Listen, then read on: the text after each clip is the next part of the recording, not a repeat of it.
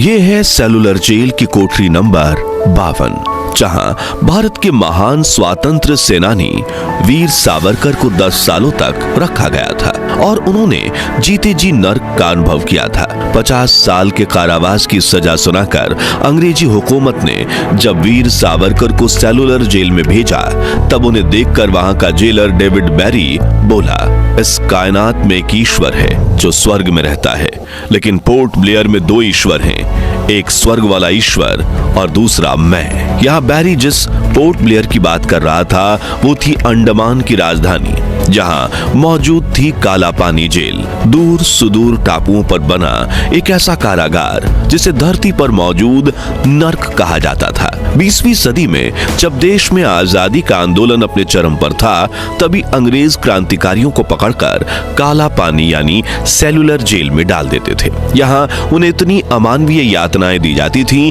कि वे हर दिन मौत की दुआ मांगते थे। लेकिन विडंबना यह थी कि जो कैदी मरना चाहते थे उन्हें तड़पा तड़पा कर जिंदा रखा जाता था और जो जिंदा रहना चाहते थे उन्हें तिल तिल कर मारा जाता था। कहा जाता है कि आजादी की लड़ाई के दौरान करीब 80,000 कैदियों को काला पानी जेल भेजा गया था। इनमें से केवल 30,000 कैदी ही जिंदा लौट पाए। बाकी 50,000 कैदियों का क्या हुआ, यह आज भी एक गहरा रहस्य बना हुआ है। यहाँ अंग्रेजी हुकूमत द्वारा कैदियों को कठपुतली की तरह अपनी उंगलियों पर नचाया जाता। दिन भर उनसे कठोर मेहनत करवाई जाती और जो कैदी काम पर ना जा पाए उसे कोड़ों से पीट पीट कर मरने के लिए छोड़ दिया जाता। लेकिन कैसी थी काला पानी में कैदियों की दिनचर्या? अंग्रेजों ने इस जेल का निर्माण समुद्र के बीचों बीच मौजूद सुदूर टापू पर क्यों किया? इस खौफनाक जेल को काला पानी क्यों कहा गया और कैसे काला पानी जेल में कैद एक कैदी ने भारत में ब्रिटिश हुकूमत के वायसराय लॉर्ड मेयो को मौत के घाट उतार दिया था? जानने से पहले हर भारतीय वीडियो को लाइक करके कमेंट बॉक्स में जय हिंद जरूर लिखें। सन 1850 अंग्रेजों ने हिंदुस्तान के बड़े हिस्से को गुलामी की बेड़ियों में बांध रखा था। उस दौर में आजादी के लिए उठने वाली हर आवाज को दबा दिया जाता था और आवाज उठाने वाले को यातनाएं दी जाती थी। लेकिन 1857 में अंग्रेजों के खिलाफ एक बड़ी आवाज उठी। यह था हमारा पहला स्वतंत्रता आंदोलन, जिसे दबाने के लिए अंग्रेजों ने क्रांतिकारियों की बड़े पैमाने पर धरपकड़ शुरू कर दी। तब उन्हें या तो फांसी पर लटका दिया जाता था या फिर तोप के मुहाने पर बांधकर उड़ा दिया जाता था। लेकिन धीरे धीरे क्रांतिकारियों की संख्या पहले दर्जनों में पहुंची और फिर हजारों में। तो इतने बेकसूरों को मौत के घाट उतारना अंग्रेजों के लिए अब संभव नहीं था। इसलिए उन्होंने हजारों क्रांतिकारियों को कैदी बना लिया और विद्रोह के डर से उन्होंने इन कैदियों को इंडिया मेनलैंड से दूर भेजने की ठानी और इसके लिए चुना गया अंडमान द्वीप। 10 मार्च 1858 के दिन ब्रिटिश हुकूमत ने तकरीबन 1000 क्रांतिकारियों को जहाज में बैठाकर पहली बार अंडमान और निकोबार द्वीप की तरफ रवाना कर दिया। कई दिनों के थका देने वाले सफर के बाद जब कैदी वहां पहुंचे तो चारों तरफ समंदर के वीराने में मौजूद छोटे जंगली टापुओं को देखकर उनके होश उड़ गए। अंग्रेजी हुकूमत ने चारों तरफ पानी से घिरे अंडमान के एक खूबसूरत आइलैंड को धरती के नर्क में बदल दिया। मगरमच्छ, सांप, बिच्छू और कीड़े मकोड़ों से घिरे इस द्वीप को बीमारियों का घर माना जाता था और यहाँ से भागने का कोई रास्ता मौजूद नहीं था और ये कैद कहलाई काला पानी की सजा। कहा जाता है कि इस सजा से बेहतर तो मौत होती थी। जो इसे देख ले वो रूह तक कांप जाता था और जो इसे पा जाए वो मौत का डर भूल जाए। यहाँ सबसे पहले ब्रिटिश अधिकारियों के लिए कैदियों से जंगलों की कटाई करवाई गई और कमरे बनवाए गए। इस प्रक्रिया में कैदियों को अनगिनत कठिनाइयों का सामना करना पड़ा। कैदी मलेरिया जैसी गंभीर बीमारियों से संक्रमित होकर अपनी जान गंवा बैठे। वहीं कई को जहरीले सांपों और बिच्छुओं ने काट लिया, जिनका परिणाम अक्सर मौत होता था। कुछ कैदियों की जान इन द्वीप के कठोर और प्रतिकूल वातावरण के कारण चली गई। इन कैदियों से अंडमान की राजधानी पोर्ट ब्लेयर में पहली जेल का निर्माण करवाया गया, जिसमें छोटे छोटे कच्चे घर बनाए गए थे। लेकिन जैसे जैसे कैदियों की संख्या बढ़ी, ब्रिटिश हुकूमत ने 1890 तक यहाँ और अधिक कैदियों को भेजना शुरू कर दिया। इसी वजह से 1896 में अंग्रेज सरकार ने एक नई जेल बनाने का निर्णय लिया।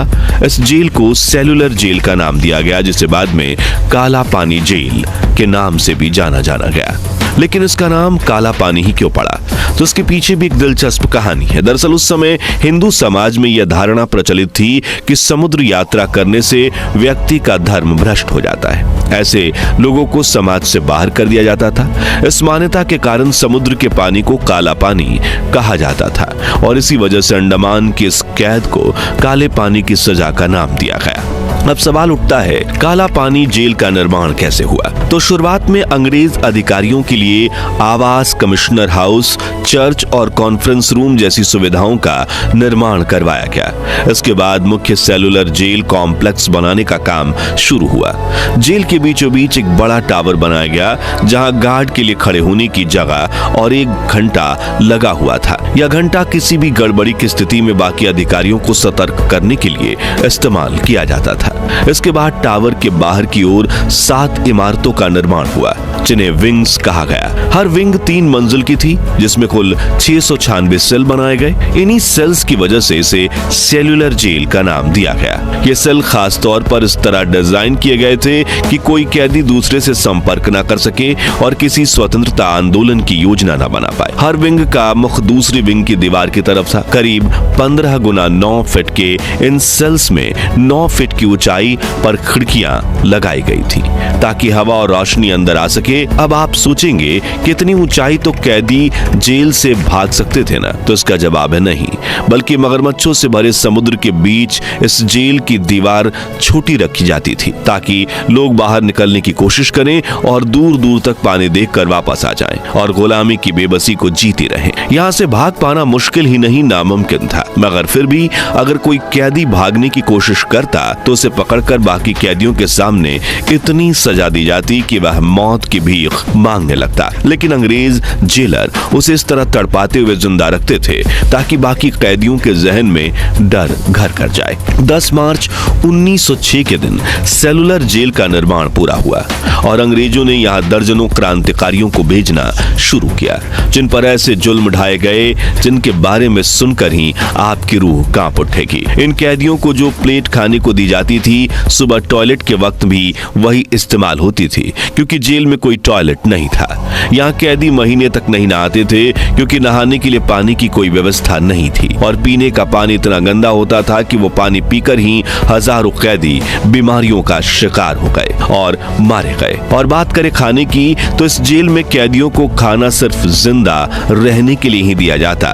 उन्हें हरे रंग के पानी में तैरते हुए कुछ पत्ते और कीड़ों वाली दाल परोसी जाती। जो ना खाओ तो भूखे तड़प कर मौत हो जाए और खाओ तो बीमारी से शरीर बेहाल हो जाए। दिन में कैदियों को शरीर पर बिना कपड़ों के तेल निकालने को कहा जाता था। हर कैदी को एक बैल की तरह कोलू से 10 लीटर तेल या 20 लीटर तेल और नारियल से 4 किलो जूस निकालने का टारगेट दिया जाता था, और जो कैदी इस टारगेट को पूरा नहीं कर पाता था उन्हें शाम को हथकड़ियों से बांधकर उल्टा लटका दिया जाता और उनके नंगे बदन पर कोड़े बरसाए जाते थे।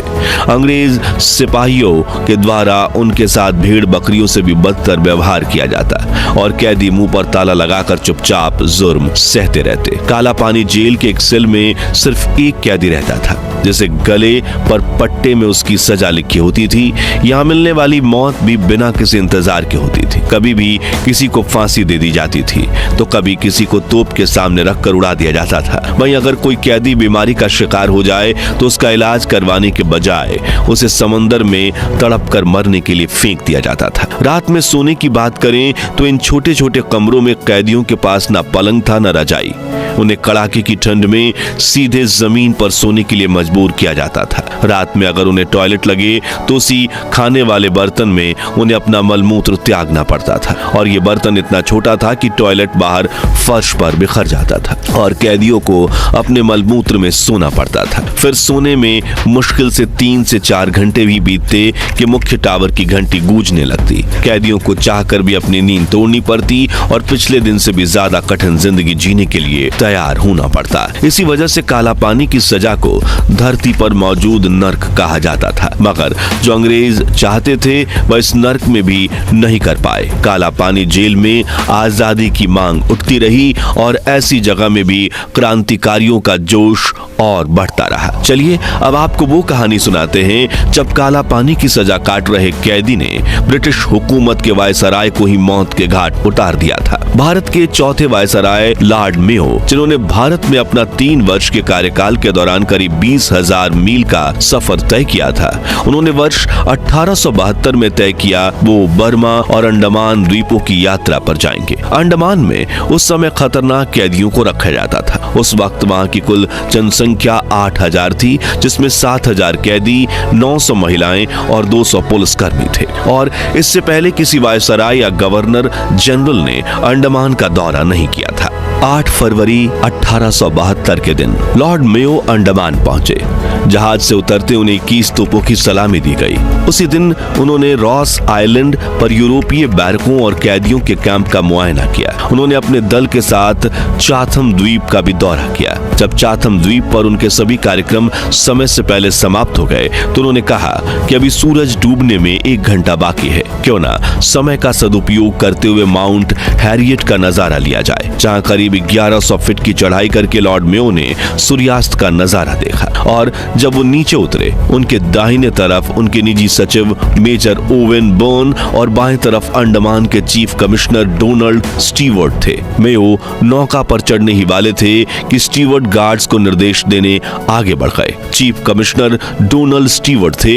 मेयो नौका पर चढ़ने ही वाले थे कि स्टीवर्ट गार्ड्स को निर्देश देने आगे बढ़े।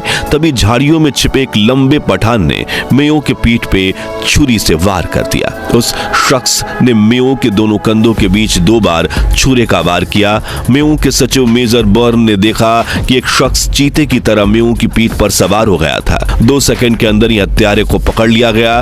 देखते ही देखते उनकी कोट खून से लाल हो गई। उनके साथियों ने घाव पर रुमाल से दबाव डालकर खून रोकने की कोशिश की और इलाज के लिए जहाज पर ले जाने लगे, लेकिन नाव में सवार होकर जहाज तक पहुंचने के रास्ते में ही लॉर्ड मेयो ने दम तोड़ दिया और उनके आखिरी शब्द थे, मेरे सिर को ऊपर उठाओ। लॉर्ड मेयो को मौत के घाट उतारने वाले शख्स का नाम था शेर अली, जो काला पानी में आजीवन कारावास की सजा भुगत रहा था। और लॉर्ड मेयो की हत्या के जुर्म में 11 मार्च 1872 के दिन शेर अली को वाइपर द्वीप पर फांसी पर लटका दिया गया। इसी घटना के बाद अंग्रेजों ने इस द्वीप पर सेलुलर जेल बनाने की परियोजना पर विचार किया। आखिर में इस जेल के अंत की बात करें तो वीर सावरकर यहाँ 10 साल कैद रहे। उन्होंने यहीं से ब्रिटिश हुकूमत के खिलाफ अनेक आंदोलन किए, जिनके बाद महान क्रांतिकारी महावीर सिंह को भी काला पानी जेल में डाला गया, जिन्होंने जेल में हो रहे अमानवीय अत्याचारों के खिलाफ भूख हड़ताल शुरू की। अंग्रेजों ने इसे खत्म करवाने के लिए उन पर भारी जुल्म किए, लेकिन महावीर ने हार नहीं मानी। आखिरकार अंग्रेजों ने उनकी हड़ताल तोड़वाने के लिए उनकी नाक और मुंह में पाइप के जरिए जबरदस्ती दूध डालने की कोशिश की। इस क्रूर प्रयास में महावीर सिंह की मौत हो गई। उनके मृत देह को अंग्रेजों ने समंदर में फेंक दिया। महावीर सिंह की शहादत की खबर जब सेलुलर जेल में फैली तो करीब 230 कैदियों ने भी भूख हड़ताल शुरू कर दी। फिर 1941 में महात्मा गांधी, रविंद्रनाथ टैगोर और अन्य प्रभावशाली नेताओं ने अंग्रेजों के इस बर्बरता से भरे काला पानी की सजा को खत्म करने की मांग उठाई और इन सभी के दबावों के चलते अंग्रेजों ने सेलुलर जेल को बंद कर दिया और यहाँ मौजूद सभी कैदियों को दूसरी जेलों में शिफ्ट कर दिया गया। लेकिन वो कहते हैं ना, जैसे को तैसा मिलता है। और जिस सेलुलर जेल को अंग्रेजों ने भारत के स्वतंत्रता संग्राम सेनानियों पर अत्याचार करने के लिए बनाया था, उसी जेल में बाद में खुद ब्रिटिश सैनिक भी कैद किए गए। दरअसल 1942 में विश्व युद्ध के दौरान जापान ने अंडमान निकोबार आइलैंड पर कब्जा कर लिया, तो उन्होंने अपने दुश्मन यानी ब्रिटिश सेना के कैदियों को इसी काला पानी जेल में बंद कर दिया और जापानियों ने इसी जेल में अंग्रेजों को वैसी ही सजा दी जैसे अंग्रेज फीस बाकी भारतीयों को देते थे। तो आज के लिए बस इतना ही। स्वतंत्रता के आंदोलन में वीर सावरकर समेत लाखों क्रांतिकारी, जिन्हें सजा के नाम पर अंग्रेजों ने काला पानी जेल में तड़पाया, उनके बलिदान की याद में कमेंट बॉक्स में जय हिंद जय भारत जरूर लिखिए। ये वीडियो पसंद आया हो तो इसे लाइक शेयर करके 11,000 लाइक्स के लक्ष्य को हासिल करने में हमारी मदद कीजिए और ऐसी ही अनकही अनसुनी कहानियों के लिए हमारे चैनल को सब्सक्राइब करके पास वाली घंटी जरूर बजा दीजिए। जय हिंद, वंदे मातरम।